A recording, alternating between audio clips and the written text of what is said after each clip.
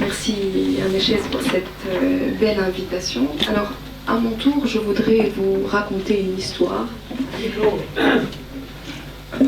À mon tour, je voudrais vous raconter une histoire. Donc, qu'est-ce que ça veut dire que raconter une histoire? C'est-à-dire, finalement, développer un récit qui peut plaire ou ne pas plaire. Hein. C'est le propre de l'histoire. Et donc, c'est une dimension esthétique que pour ma part, j'assume. Donc, plaire ou ne pas plaire. Moi, je voulais vous parler un petit peu, en effet, du féminisme décolonial, d'une manière relativement programmatique, parce que je n'ai pas beaucoup de temps. Mais donc, pour faciliter les choses, je vais lancer quelques pistes, et peut-être que plus tard, nous pourrons les développer. Donc, je pense qu'il faut commencer par faire un diagnostic, poser un diagnostic, qui n'est pas tout à fait celui qui a été posé dans l'intervention précédente.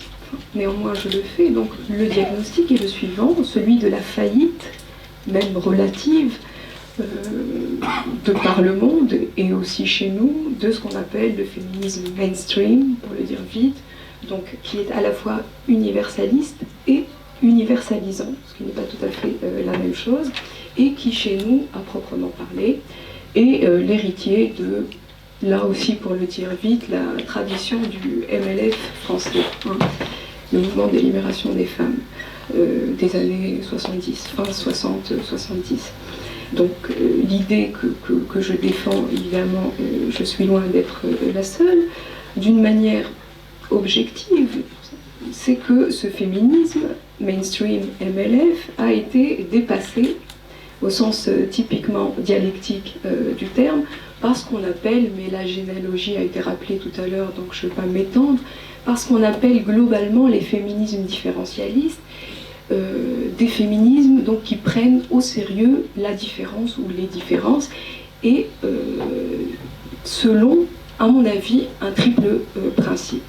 On pourra voir les choses de différentes manières, mais néanmoins, il y a un triple principe qui m'intéresse dans le féminisme décolonial que je vais développer maintenant. D'abord, c'est l'idée que le problème, si on peut dire le problème des femmes, je ne sais pas comment on pourrait dire, mais le problème des femmes ne se réduit pas à la seule question patriarcale, ou plus exactement, c'est important de faire la nuance, ne se réduit pas à une lutte pied à pied avec le mal, considéré finalement comme la source unique de toutes les discriminations et les injustices auxquelles les femmes font ou pourraient faire face. Ça, c'est le premier principe. Le deuxième principe, c'est l'idée que nous sommes entrés, il y a déjà maintenant pratiquement une cinquantaine d'années, dans une ère, dans une époque où les gens, de manière générale, et les femmes en particulier, ne désirent pas simplement être reconnus comme des individus, X, Y, Z, mais aussi comme des membres de groupes. Alors ces groupes sont évidemment de nature diverse et variée, tout ce que vous voudrez, hein, religieux, ethniques, sexuels, etc. Et donc l'identité collective, c'est une revendication qui revient sur le devant de la scène, indéniablement, et c'est un élément fondamental que les féministes doivent prendre en compte d'une manière ou d'une autre, hein, et non pas en le récusant purement et simplement comme signe ou manifestation d'un quelconque caprice ou d'une quelconque pathologie. Et je tiens à dire qu'il n'y a pas pathologie, il n'y a pas caprice à partir du moment où on ressent la domination, à partir du moment où on ressent être dominé. Hein, ce n'est plus du caprice. Et dès lors, une des conclusions de cela, chercher exclusivement, et j'insiste sur le terme exclusivement, à défendre une égalité, pour reprendre les termes d'Aristote, type arithmétique, A égale B égale C, etc., n'est plus suffisant, hein, quand on réclame dans le même temps une égalité de type géométrique, c'est-à-dire qui est fondée sur la proportion et donc qui suppose, de par le fait, un traitement différencié. Troisième principe qui, disons, informe le féminisme décolonial en tant que féminisme différentialiste, c'est l'idée de ce qu'on appelle la double critique. Alors cette expression n'est pas de moi, Elle est du sémiologue marocain Abdel Khatib. Il ne s'agit donc pas, pour ce type de féminisme, de défendre, comme j'ai pu l'entendre tout à l'heure par exemple, le patriarcat oriental. Certainement pas. Il s'agit d'opérer une double critique, celle du patriarcat oriental et celle de la tradition occidentale. Il s'agit donc de mettre au même niveau deux traditions qui sont foncièrement, je n'apprends rien à personne je crois, machistes, mais il s'agit de le faire d'une manière honnête. C'est-à-dire la tradition occidentale n'aurait pas l'apanage de la liberté, de la non-domination, de la culture, enfin que c'est encore. Et en face, le patriarcat oriental n'aurait pas l'apanage de l'asservissement de la femme, de la bêtise, enfin tout ce que vous voulez comme qualificatif négatif. Non, ce sont deux patriarcats. Il n'y a pas un bon et un mauvais patriarcat. Il y a un patriarcat. Alors ce triple principe s'accompagne d'une condition irrévocable qui finalement, on pourrait dire, fonctionnerait comme une sorte de credo formulable de multiples manières, mais disons vite, on peut le formuler ainsi, je dirais, les femmes ne veulent plus de porte-parole féminin autoproclamé d'une sorte de maternalisme sur le modèle du paternalisme. Et donc pour le cas de notre pays, plus spécifiquement, on pourrait le formuler de la manière suivante. Les femmes, dans toute leur diversité, ne veulent pas être prises en charge, le mot, l'expression est importante, par un féminisme de l'élite socio-économique académique qui, quelque part, est d'une certaine manière soit un héritier en droite lignée du féminisme d'État postcolonial, soit un avatar de celui-ci, mais qui peut être dans tous les cas, indépendamment de l'interprétation qui est faite, qui peut être pensé comme le fruit d'une récupération faite d'une manière souvent relativement pernicieuse ou insidieuse. Mais donc si cette récupération a pu se faire, ce n'est pas par hasard. C'est probablement en raison d'une convergence certaine entre les valeurs de l'État postcolonial, bourguibiste, et les valeurs de la gauche classique, moderniste, foncièrement anticléricale, et en un sens relativement arrogante, pardon de le dire. Il s'agissait après tout, de quoi s'agissait-il? Il s'agissait, pour reprendre le schéma biopolitique foucaldien que beaucoup connaissent bien ici, d'introduire certaines femmes dans les plus hautes sphères du pouvoir, aux fins de contrôler la vie, on en parlait tout à l'heure, mais dans un autre registre, aux fins de contrôler la vie, le corps, la sexualité, en vue d'un certain modèle d'émancipation. Or, je pense que vous me l'accorderez, on ne peut pas forcer les gens à s'émanciper, et encore moins de la manière dont on voudrait qu'ils s'émancipent. C'est très difficile à accepter, vraiment, réellement. Ce n'est pas une question, ce n'est pas de la rhétorique ici, mais il faut parvenir à le faire. Car si l'on persiste dans ce type de projet paternaliste ou maternaliste, il faut naturellement, comme c'est souvent le cas quand ce n'est pas naturel, s'attendre à un retour de bâton, car la greffe, dans ce genre de situation, ne peut pas prendre. Alors, le féminisme décolonial, à mon sens, en tout cas, au sens où je l'entends, parce qu'évidemment, il y a plusieurs variantes, mais à mon sens, il apparaît comme une alternative possiblement intéressante, parce qu'elle combine donc ce triple principe dont je viens de parler, qui informe le diagnostic initial, et le credo dont je viens de parler juste à l'instant, c'est-à-dire celui du refus d'une autorité féminine surplombante, et ce qu'elle implique, car il ne s'agit pas simplement de dénoncer une autorité surplombante, c'est-à-dire ce qu'elle implique, qu'est-ce que c'est? C'est-à-dire des rapports de force intrasexes entre femmes. Le féminisme, que fait-il finalement? Il cherche à révéler, au sens chimique du terme, la domination où elle se trouve. Et elle se trouve également dans des rapports intrasexes.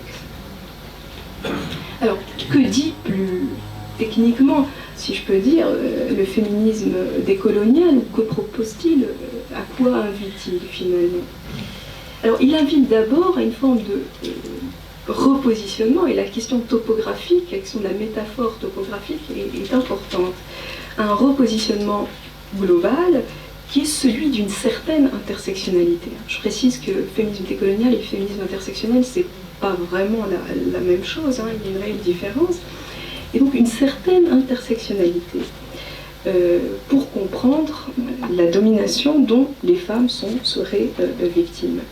Donc ce positionnement consiste à dire qu'il faut d'abord comprendre qu'il n'y a pas évidemment une femme, j'aurais peut-être dû commencer par là, mais des femmes.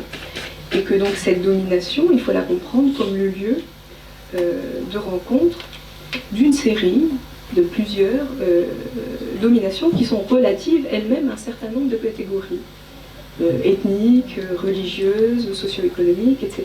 Et donc les combinaisons de ces catégories qui forment la domination finale sont infinies pratiquement. Mais il faut aussi comprendre que ce carrefour, c'est-à-dire là où se rencontrent toutes ces dominations, ce lieu de rencontre est lui-même mobile et mouvant. On n'est jamais, par exemple, pour reprendre la catégorie ethnique, on n'est jamais noir de manière définitive à proprement parler, mais plus ou moins noir, suivant à qui l'on a affaire et les circonstances dans lesquelles on y a affaire. Alors dire cela, c'est bien joli, me direz-vous, mais qu'est-ce que ça veut dire? Dire cela, c'est refuser l'assignation identitaire comme préalable à tout combat féministe. Un féminisme qui serait digne de ce nom ne cherche pas à identifier des profils, surtout, si je veux dire, lorsque ces profils ne sont pas clairement verbalisés ou performés par leurs détenteurs, détentrices.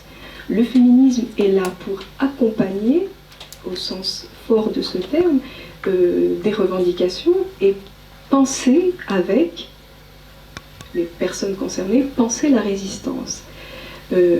Hors de l'obsession de la cohérence typiquement moderne qui assigne à tout va, hein, qui a besoin de déterminer par avance avant de s'engager dans une action, dans un discours.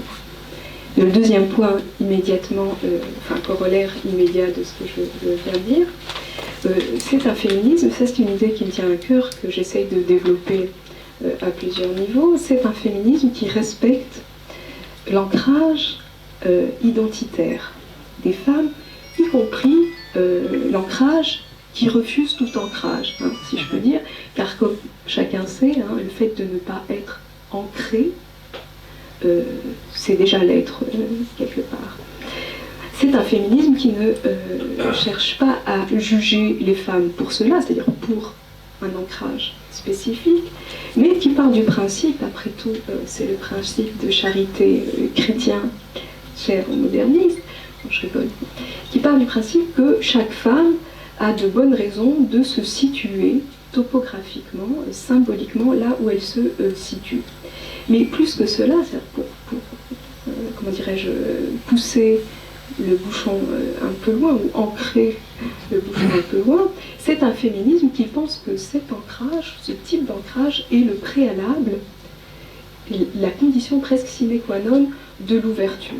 Pour cela, il est intéressant, je trouve cette métaphore intéressante, relativement primaire, mais intéressante, la métaphore du compas. Donc, si vous voulez tracer un cercle, c'est-à-dire opérer une translation, je ne sais pas comment on pourrait dire, ou ouvrir, vous êtes obligé d'ancrer la pointe de votre compas dans le papier, dans la feuille de papier, et donc vous serez toujours vous serez dans l'impossibilité de tracer un cercle si au préalable vous n'avez pas ancré le compas. Autre point, en tout cas c'est très programmatique, donc voilà, parce qu'on n'a pas trop de temps, mais l'autre point, peut-être le plus polémique, auquel il a été fait référence à juste titre dans l'intervention précédente, c'est que le féminisme décolonial, pour des raisons que je vais développer, c'est peut-être le point le plus tendancieux, je ne sais pas comment on pourrait dire, polémique, le féminisme décolonial récuse l'idée d'un projet féministe fédérateur. En réalité, pour toutes les raisons que j'ai mentionnées auparavant, mais je vais les rappeler à la lumière de cette idée. L'idée qu'on pourrait tous, enfin toutes et tous, se retrouver les unes dans les autres n'est pas satisfaisante. Et cette idée, j'irai même plus loin, cette idée est en soi une négation de la possibilité même de la solidarité. En effet, le féminisme décolonial tel que je le conçois récuse la sororité, mais il opte, il la remplace en quelque sorte par la solidarité. On peut discuter de la différence tout à l'heure. Et donc, que fait dans ce mouvement précis le féminisme décolonial? Il plaide, d'une certaine manière, pour ce que je pourrais appeler le parallélisme des trajectoires, contre le recoupement, l'asymétrie, le consensus, le carrefour, toutes ces valeurs atrocement libérales, et là je parle en tant que philosophe entre guillemets politique. Pour être solidaire, nous n'avons pas besoin, je le crois, de nous retrouver dans un projet commun. Il n'y a pas de projet commun, en effet, comme cela a été dit tout à l'heure, mais il n'y a que des combats spécifiques dans lesquels, et là c'est important d'être honnête, je crois, je pense que peut-être un des traits particuliers du féminisme décolonial, c'est une forme d'humilité et d'honnêteté aussi. Donc il n'y a que des combats spécifiques dans lesquels nous ne pouvons pas nous retrouver toutes au même titre, avec le même empressement, le même investissement et la même conviction. Et dans quoi nous nous retrouvons finalement? Parce que c'est ça la question. La seule chose, à mon avis, dans laquelle nous pouvons nous retrouver, c'est le diagnostic global dont j'ai parlé au début. Mais pour le reste, si nous prenons au sérieux l'idée que nous ne pouvons jamais nous mettre à la place de qui que ce soit, il apparaît, me semble-t-il, comme une conclusion directe, que nous ne pouvons pas, honnêtement, envisager un projet commun, fût-il, encore moins, si je peux dire, un projet d'émancipation. Alors pourquoi, dans le fond? Il faut peut-être avancer un peu plus là-dedans, car les histoires, les expériences, les vécus, le récit des autres, nous ne pouvons jamais nous les approprier totalement pour penser au plus juste, justement, la manière dont nous parviendrions à nous recouper, pour penser de la manière la plus juste le carrefour où nous pourrions nous retrouver. Les histoires des autres, pour utiliser un concept relativement récent qu'on trouve aussi dans l'écoféminisme qui a été cité tout à l'heure, mais qui initialement c'est totalement atroce, c'est un concept de management. Nous ne pouvons avoir les histoires des autres que seulement en gérance, ce que l'anglais appelle stewardship. En gérance, comme quelque chose de précieux qu'on nous aurait confié pour en prendre soin d'une manière ponctuelle. Et le féminisme décolonial, peut-être que je pourrais terminer en gros avec cette idée, au sens où je l'entends encore une fois, c'est exactement ce souci et ce soin-là. C'est-à-dire prendre au sérieux les histoires des autres, les avoir en gérance.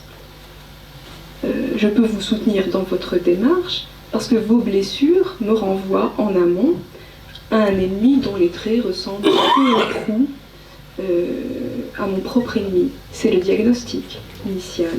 Mais je n'ai strictement rien à vous dire finalement sur la manière dont vous devriez penser vos blessures, parce que vous seul, finalement, savez quels remèdes sont susceptibles de vous guérir, de vous faire aller mieux. Et donc ce qui nous lie, c'est finalement cette réciprocité asymétrique. Donc le concept n'est pas de moi, il est développé par une philosophe féministe blanche, universaliste. Donc il y en a qui tiennent un discours nuancé, qui s'appelle Iris Young, qui est morte en 2006. Une réciprocité asymétrique, c'est-à-dire qu'on ne va pas se superposer évidemment d'une manière totale. Et donc ce qui nous lie, c'est ça, c'est cette réciprocité asymétrique, c'est une forme de parallélisme qui serait d'ordre existentiel, quasi ontologique, qui est capable de fonder une communauté d'ordre symbolique, sans velléité hégémonique, en raison, évidemment, de la profonde conviction que les femmes, de par les périphéries, là j'ouvre une parenthèse, de par les périphéries, ne peuvent suivre que des trajectoires parallèles avec une forme d'opacité dont on ne peut pas venir à bout. Vous pouvez lire la littérature, Édouard Glissant là-dessus, il est très, très clair. Mais donc, la périphérie ou les périphéries existent et le centre existe. Je crois que imaginer un monde, ou voir le monde actuel comme étant une forme comment dirais-je, un territoire totalement homogène dans lequel il n'y aurait pas un centre et des périphéries, j'ai vraiment du mal à voir comment. Enfin, je dirais, le monde est traversé par des rapports de force qui font qu'effectivement, à un degré ou à un autre, il y a un centre, il y a des périphéries. Dire que ce centre et ces périphéries n'existent pas, mais que nous sommes tous dans une sorte comment dirais-je, de communauté œcuménique dans laquelle tout va bien, me semble quand même être un peu curieux.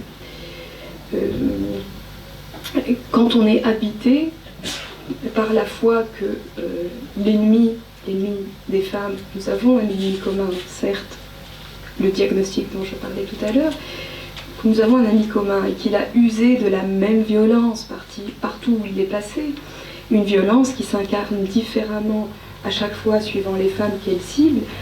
Au moment où on a fait ce type de diagnostic, une communauté d'ordre symbolique, je répète, devient envisageable.